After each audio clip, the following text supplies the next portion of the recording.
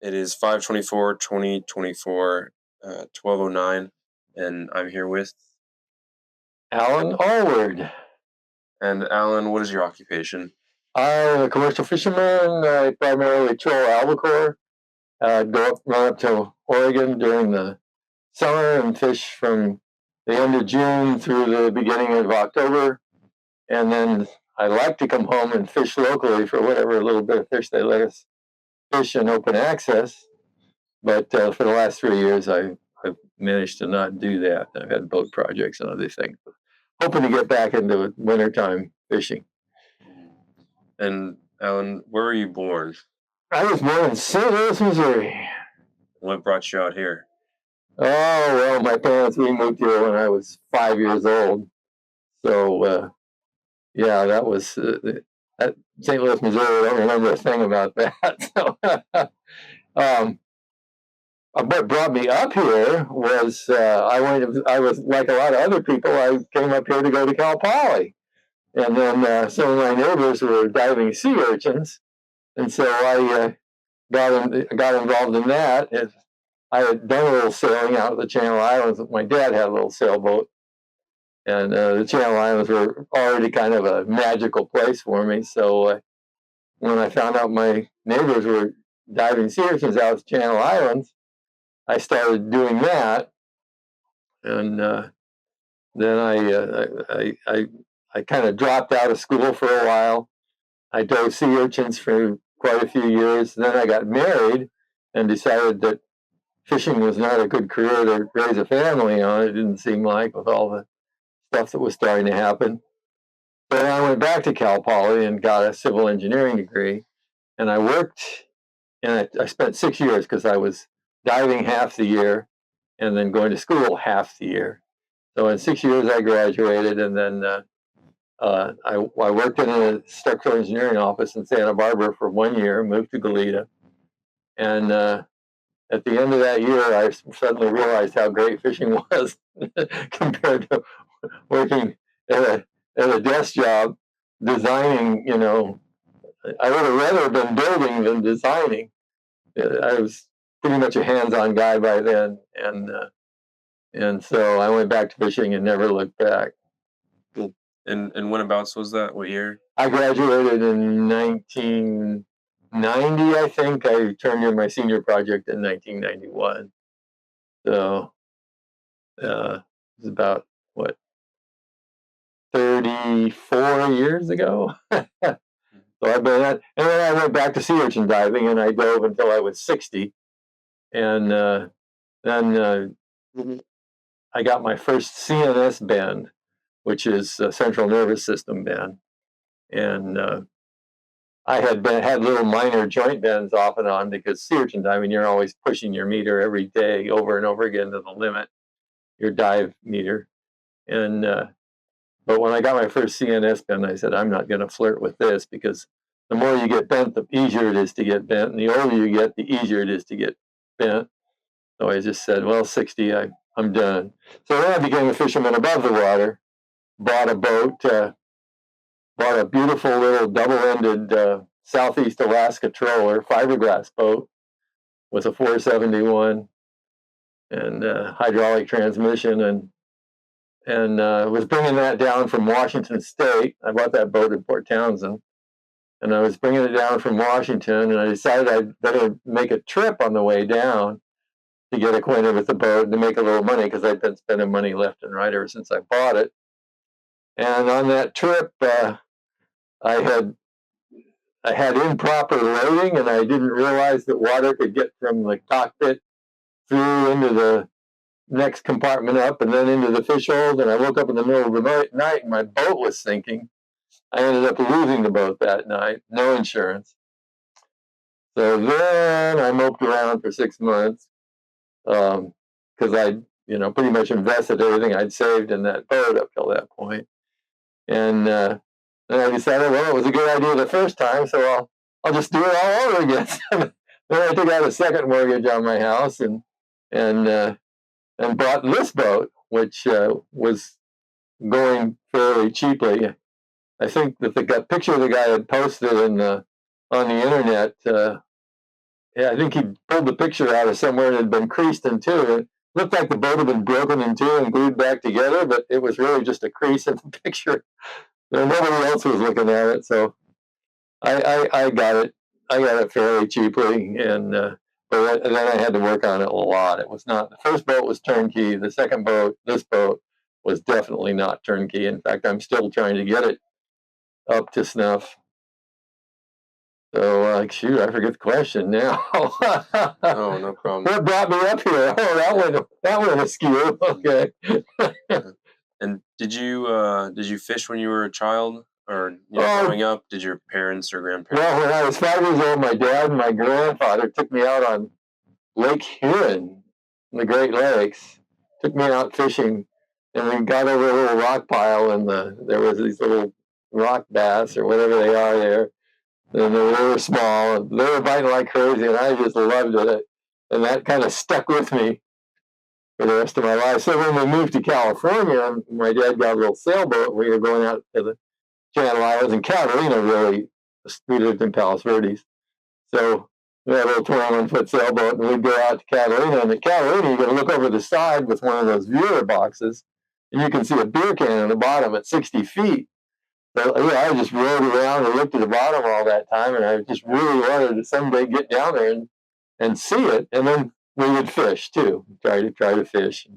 And I remember sailing all over Southern California, dragging a hand line the whole way, hoping to catch an albacore. All that time, never ever caught an albacore. In fact, the only thing I caught, I think I caught about 3 bonita the entire time I was fishing.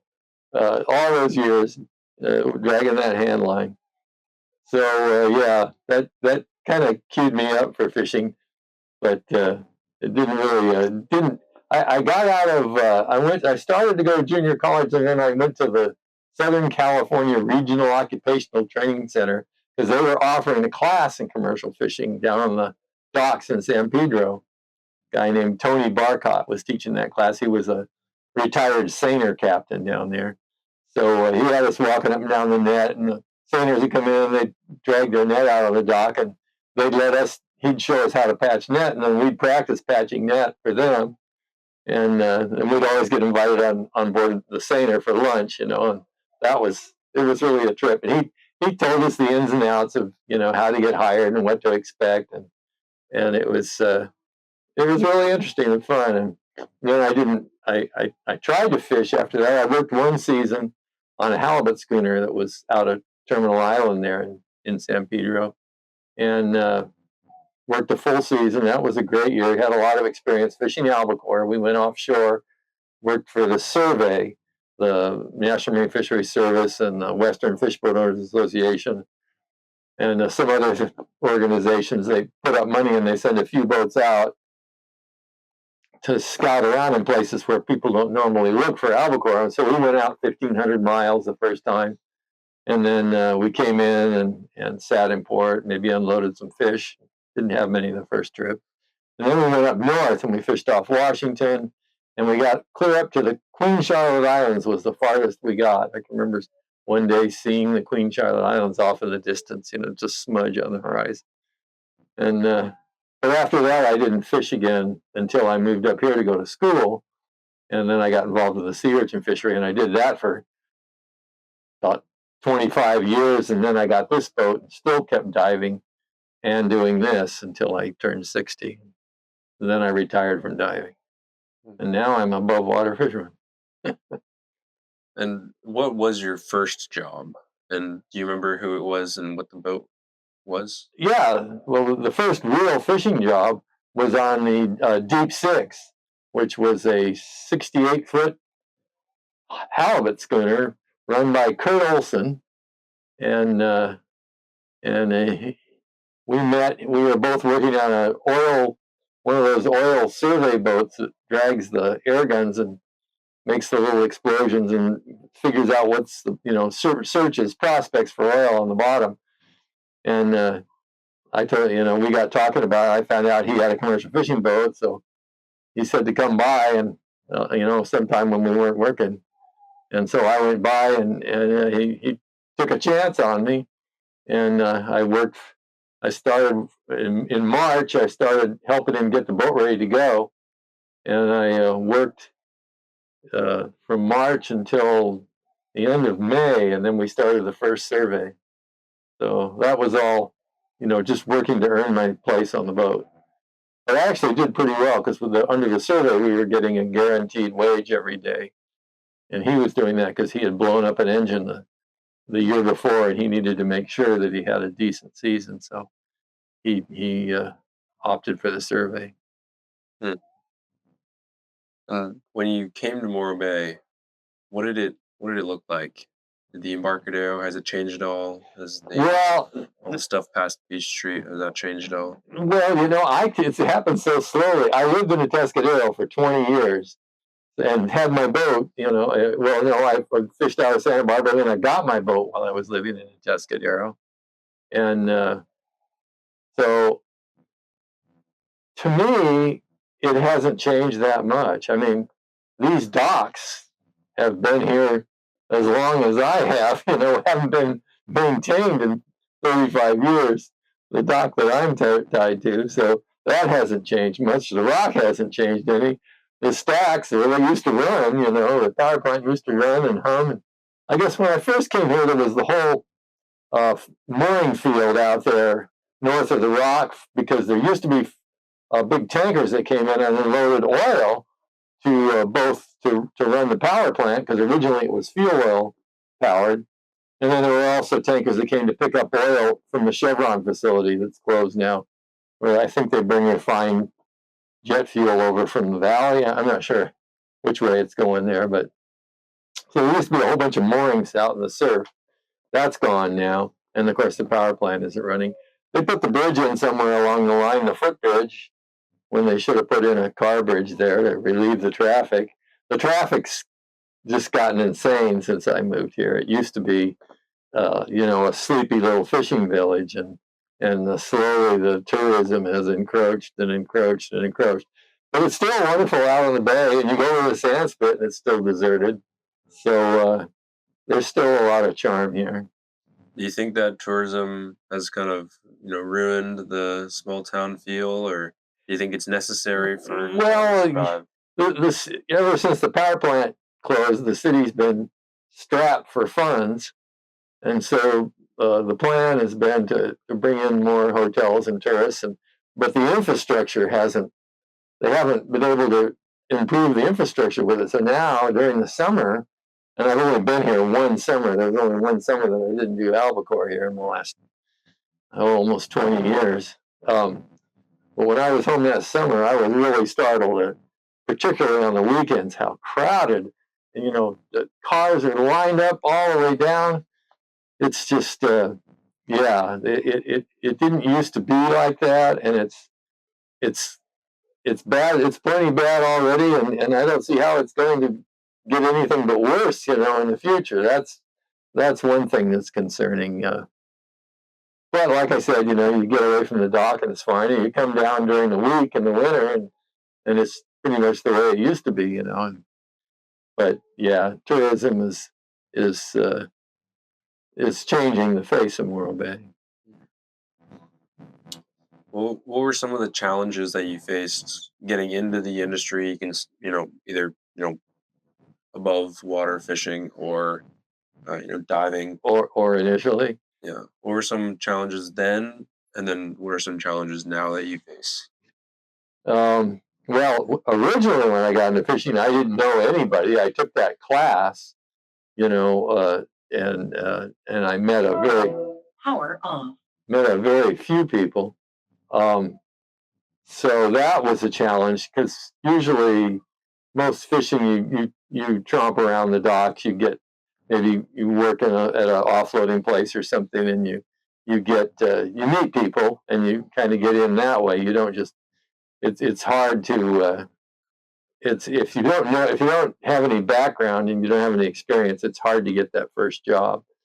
Diving was easy for me because I met some guys that were doing the diving, and then there's somebody, needed somebody, and so I tended for a year.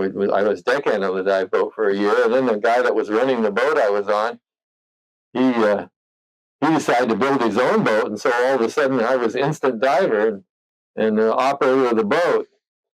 So that was kind of a quick learning experience, All of a sudden you're trying to deal with a 24-foot rod with an outdrive, and it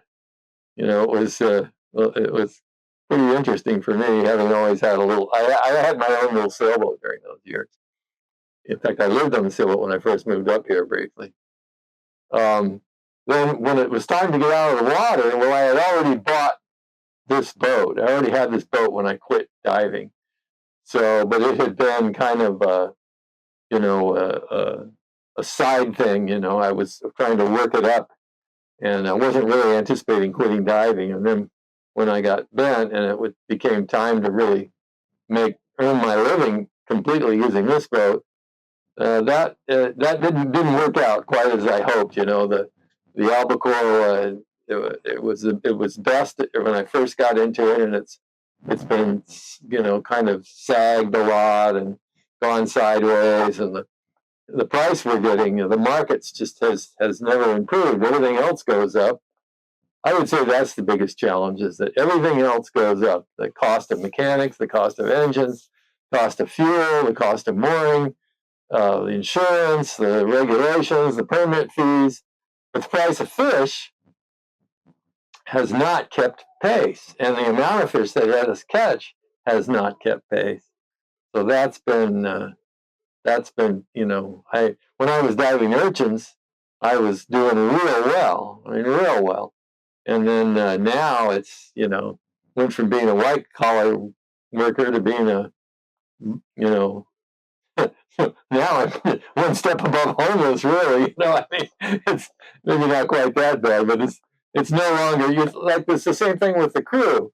It used to be, guys would vie for positions on boats because the pay was good, and you get on a good boat, you can make a lot of money, and pretty much no tremendous responsibilities. Now it's hard to find anybody who will stick with it, and so it's just hard to find anybody who's very good and sticks with it, because there just isn't the money there anymore. And there used to be a fair amount of processors here, on the docks and whatnot. Has that closure affected you in a large way? Oh, it's affected me a lot, because one of the reasons I haven't fished in the last 3 years is, well, COVID, but also along with COVID was the demand for fish went down because people weren't eating in restaurants, and so I was a part-time fisherman locally. I mean, I would go out and fish under open access, bring in small loads. Well, they didn't have much of a market, and so I was one of the first people to be told, "Well, we won't buy your fish." So I didn't have my own market or anything, and so I wasn't able to fish really for the last 3 years. It's only now a new guy took over the local big fish dock, who was committed towards developing more markets, and now I'm beginning to think about trying to go again, because he says he'll buy some fish from me. But yeah, well, a lot of things have changed. There's that Morro Bay, once the abalone capital of the world CD that they sell at the Maritime Museum. At one time, this was the biggest abalone port in the world right here, and they had processing like you wouldn't believe. When you watch that video, that's really amazing. That was all before my time. Most of the processing was gone by the time I got up here. Since I've had this boat, I haven't been able to really sell albacore. I mean, maybe they'll buy a ton, maybe, or something. But if I came home with 10 tons of fish, I wouldn't be able to sell it here. There's just there's no operation like that. And there isn't one anywhere south of even San Francisco or anymore, or even Eureka. It's all the fishing's moved up to Oregon. And all the canneries closed for albacore back when they passed that law that all fish canned in the United States had to be federally inspected. That happened back when I was working on the Deep Six, and instantly all the canneries on the West Coast closed, and they all went overseas, and never came back. And So they made it that you had to be inspected if you were Canada in the United States, but they didn't pass a commensurate law that said any imported fish had to be inspected. And so we just lost that whole canning industry. And with it, it was a hit for our market because our fish were worth more here at a cannery than they're worth on the other side of the Pacific at a cannery. We have to ship them. My albacore get put on a ship, shipped across the Pacific, and then they get canned, and then they get shipped back across the Pacific. So that's been one of the challenges. Mm-hmm. And how have you been able to, you know, sustain yourself in the past 3 years if you haven't been fishing albacore? You've just been doing the open access. Well, no, I have been fishing albacore. I haven't been doing the little local, the open access fishery. I still do albacore because I make 3/4 of my living that way. Usually, last year I actually didn't, but the year before was my best year ever. Fishing's like that. It's like farming. It's up and down. Um, Not fishing in the winter hurts because even though I wasn't, making a bundle, it kept my bank account from going down, down, down, down, down. It would kind of hold steady, and then I would get ahead during the summer. Well, when you don't fish all winter long, you're just drawing, on that. Yeah, well, I turned 65 and I started getting Social Security, and I had always paid into it. And during those years when I was doing really well fishing albacore, I paid in a lot, so I'm getting a lot of, fairly high on the Social Security tree, and that really helps. I'd be really hurting if it weren't for Social Security. That's the biggest challenge of being a fisherman is what's the end game? There's no pension, there's no benefits, at the end. So it used to be the strategy was you'd fix up your boat and get it really nice, and then you'd sell your boat and you'd have a bundle. But with the way fishing has gone, and I would say it's not because there aren't fish, it's because of the way it's being managed based on the weakest link. They find some creature that's not even a target fish, but it gets caught incidentally, and then they cut off all fishing, to protect that, that one little fish that you aren't even trying to catch. The Magnuson-Stevens Act, which is the governing act in this country, is the target. They set targets for fishing that are sustainable, and then the instructions for the management bodies are to try to reach those targets. You want to have targets that you don't want to go over, but you want to try to get up there close to them. But our management has been failing horribly. So therefore, you don't have the production. We got the price problem. We got the overhead problem. But when you become a fisherman, it's hard to go back because it really is a great job. It's rewarding. You're going out the harbor. A little ray of sun lights everything up, and it just feels good. There's a reward there that goes all the way back to when we were tromping around in the forest trying to, hunt deer or whatever. You're back to hunter gathering, and that's actually where our psyches are, according to anthropologists. We haven't evolved, physically and mentally, truly evolved to the way the culture has become. So it's satisfying in its own, and that's why I keep doing it. I mean, I can probably go make more money at McDonald's, or any place else, but I'm a fisherman and it's in my blood. Mm-hmm. And this all this regulation you're talking about, do you think that it has helped or harmed the industry more? Well, it's originally fishermen were always complaining about regulation. We wanted to go out and get rich because we could get rich. But we've come to realize that because we've seen it happen, if we're not, strictly regulated, fisheries go to hell. But what's happened in the last 10 years or so, we went right by where it was sustainable into punitive, it seems like, because I know there's a fact that kind of points that out that is floating around right now. So from 10 years ago to 5 years from today, there will be 1/10 the number of fishermen, because they know from 10 years to now, there's a lot less, and they know that the aging of the fleet, the grain of the fleet, a lot of guys are going to drop out in the next 5 years. and nobody's getting into it. That's the price of boats has gone down, which is our retirement. And so the value of permits is going down, the price of boats is going down, and and so the management system and the people they have the control. Fishing's not really a market economy. It's more like communism. The government sets the quotas and everything. So the people that are in charge and control everything have presided over a decimation of the fishing industry, and yet the stocks the stocks haven't had a decimation. It's just the fishing that has. So something's wrong. I'll say that. I can't blame anybody. It's things go wrong without people intending them to. But there definitely has been the ball has been dropped, and I'm hoping that a change will come in the future, because it has to.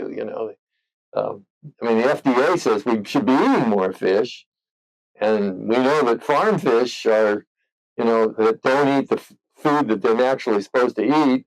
That has a lot of drawbacks, and the ocean's producing fish all the time. So there really ought to be a certain amount of the sustainable amount of fishing. We should be doing that. It makes sense for the greater good, but it's not happening. And this country imports 90% of its fish, but we do export a lot too. We export the high value stuff, but yeah. Do you think there may be a middle ground between organizations like the one that Bill's the president of, and these um, organizations that are trying to prevent fishing or claim that there's overfishing and push these things through? Repeat the question. I'm not sure you got it quite right, but what organization is Bill the president of? You talking about Tom Hafer? No, Bill. I think it's a new. It's not quite an organization. I think it's like a council of it's like Central Coast fisheries something. Okay, I don't know about that. It was probably a crab thing, or no? I think it's just. I think it's campaigning against either the wind farm or just in general. Okay. Yeah, I'm not. I'm just not up with that. I didn't realize Bill was into something like that. Bob Meharry was supposed to be the leader, and he dropped out right at the last day. So Bill took his place. Okay. Yeah. Well, I don't know anything about that. So, but you're asking how effective are fishing organizations? Well, do you think that there's someday going to be a middle ground between government regulation and people that are stopping fishermen from doing their job, and the fishermen themselves? There's a strange balance going on there, because the state has a lot of laws that protect commercial fishing, but the environmental non-governmental organizations, the ENGOs that lobby for restricting fishing, they kind of are driving the bus. And if you look at the Fish and Game Commission in California, which makes all the rules up, there's not one fisherman on there, and there are lots of ENGO people on there, and it's kind of out of whack, because it's like taxation without representation. The people who are making the decisions don't understand the thing that they're regulating. There really ought to be somebody on there who knows fishing to counter arguments that are completely impractical. I mean, a lot of the dialogue or monologue that goes on is fantasy, fairy tale, and I mean, sure, you don't want to harm anything in the world, but people have to eat, and it's a peculiar thing that's happened.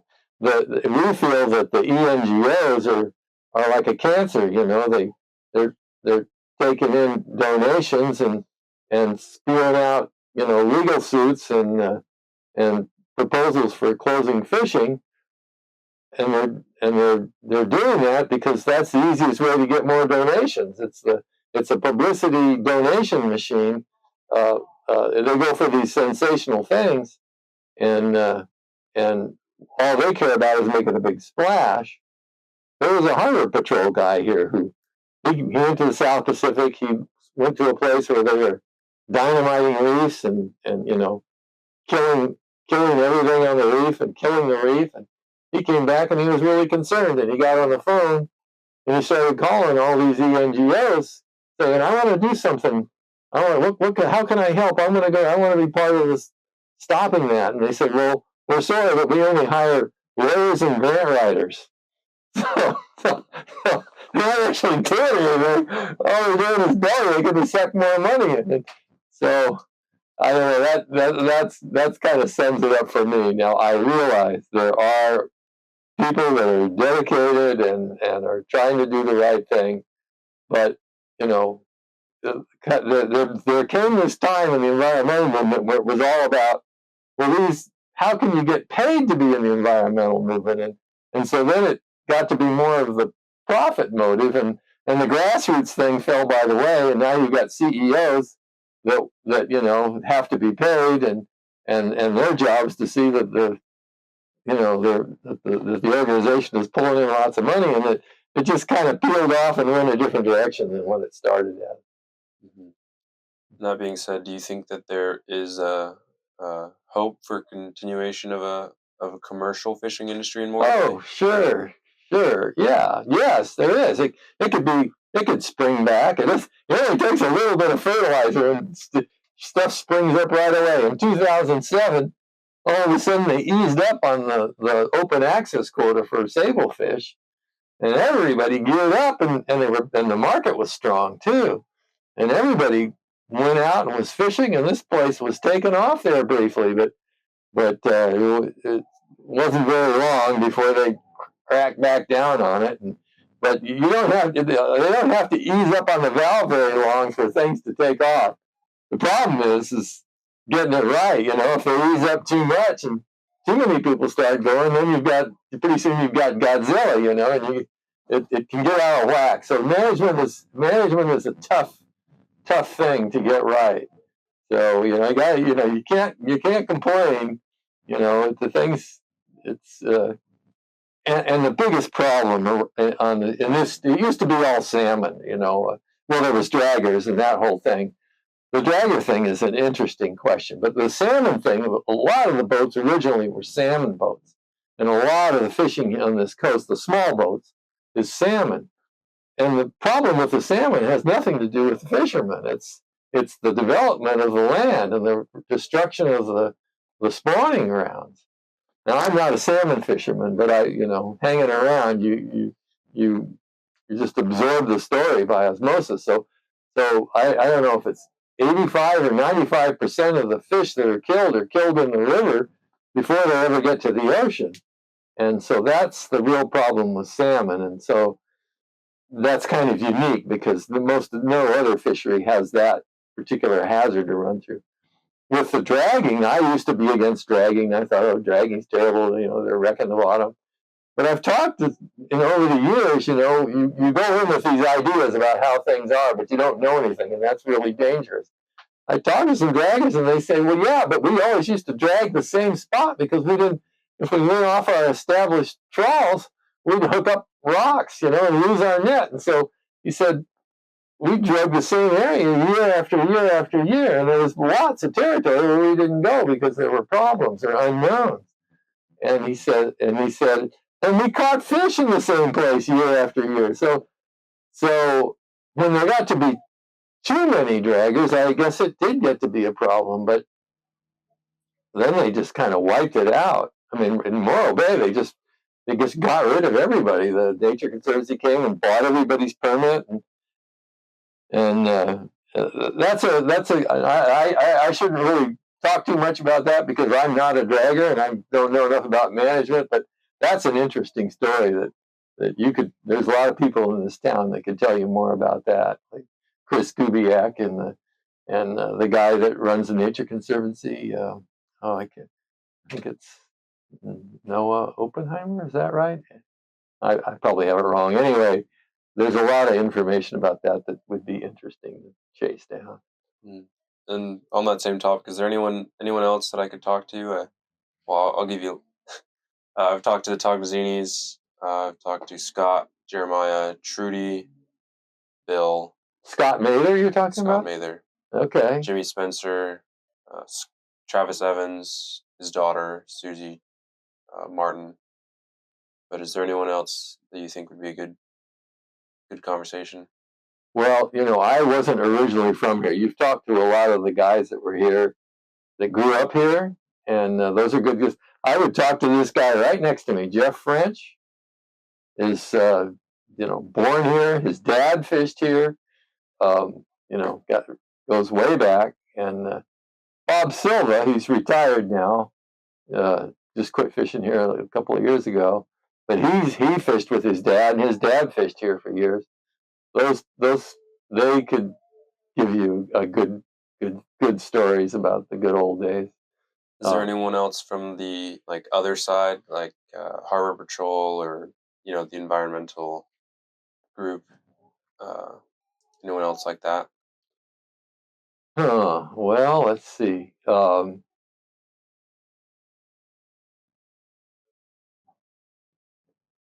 probably not the best person to ask about that. I can't think of any old timers in the Harbor Patrol. Jim Kroll, but I don't really know Jim. I think he's still around and could tell you about the good old days. And on the environmental side, I don't know. Mandy Davis is a big player. We're kind of working in harness together now on this. I work a little bit with React, which is trying to take down the offshore push. That's one of the biggest threats right now is offshore wind, because the government's actually leasing out to private companies the ocean.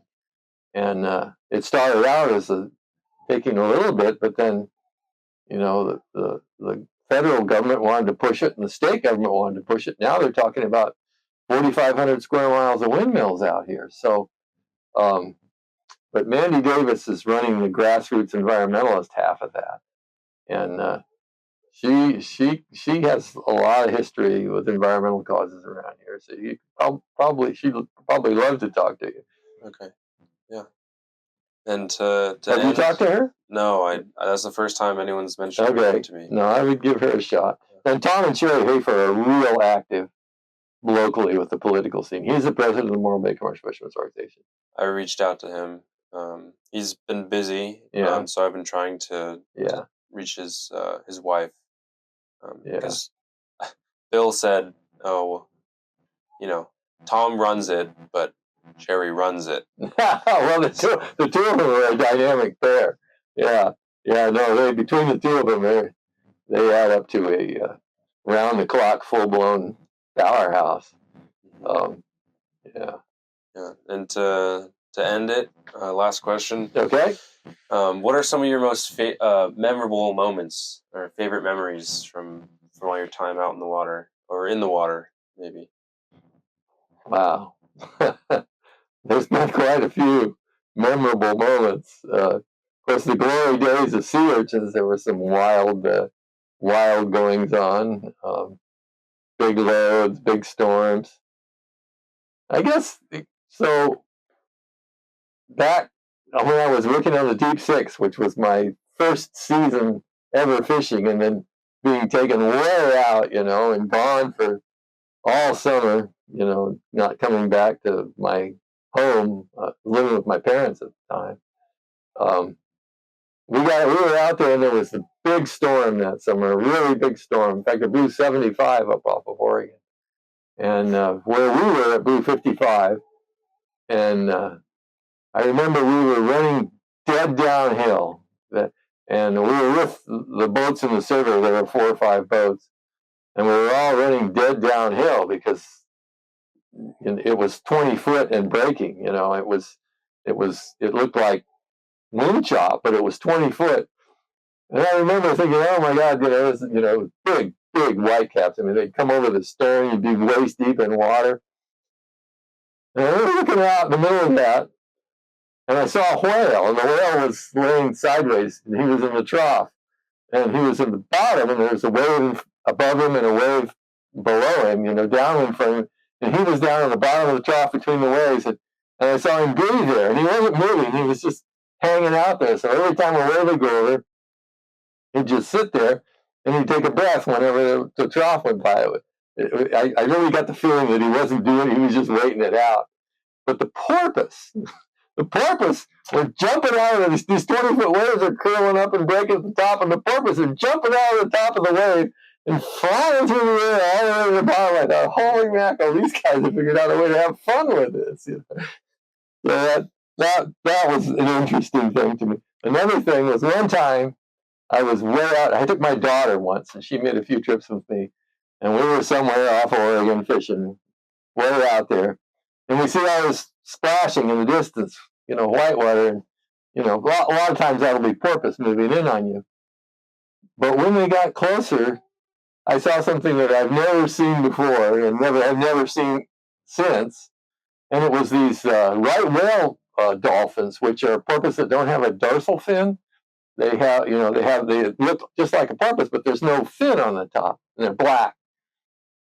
And there was a whole bunch of them, and they were doing a tail stand, and so they were like doing a wheelie. They were all going along together like this, and then one would fall down, and then we'd all fall down, but then we'd all get up and do it again. It was like SeaWorld or something, but they were doing it in nature just for the fun of it, and that kind of impressed me too. See animals that were goofing off, Yeah. Wow. Yeah. Yeah, that's, let's see, there was, going into Eureka once, I was idling down the coast because I was having some kind of a problem with my transmission. It would vibrate really badly every once in a while. And I knew it was going to blow 45 that night. And I didn't want to be out in that because I was only able to run about 750 RPMs. And I was just outside of Eureka. And it was right at dark. And the tide was just about to turn and start going out. It was 13 foot. And I got there, and I had to go slow because I couldn't speed my engine up. And the Coast Guard came out to meet me, and they were advising me not to come in. But I'm not going to stay out here if we're going to blow 45. So I got right in the entrance, and I caught a wave. This boat's pretty big, it's 55, 57 feet long. And I remember going down that wave like a surfboard, and I went down that one wave, and then it was all tame after that. But that one wave was several years passed between the start and going down that wave and getting to the bottom, and then being pretty much inside.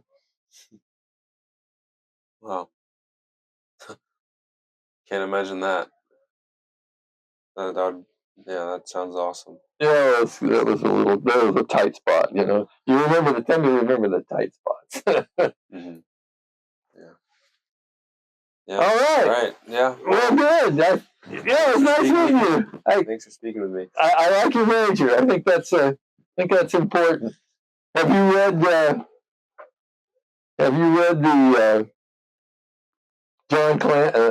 Tom Clancy stuff? Have you read any of his stuff? He wrote what's the one about submarine? October. Red October. Red October. Hunt for Red October. That was one of his. They made a movie out of that with Sean Connery. Yeah, his hero is Jack Ryan, who works for the military, but he's kind of a consultant. He winds up being president. The thing goes on. But he was a historian, which was always interesting to me. The history guy, because of his knowledge of the past, was able and political science too, but mainly it was history that made him so valuable. I had never thought of that before, and I was always impressed by that. Because people it's true that if you don't learn from your history and your mistakes, you're doomed to repeat them. And I think history is undervalued anymore.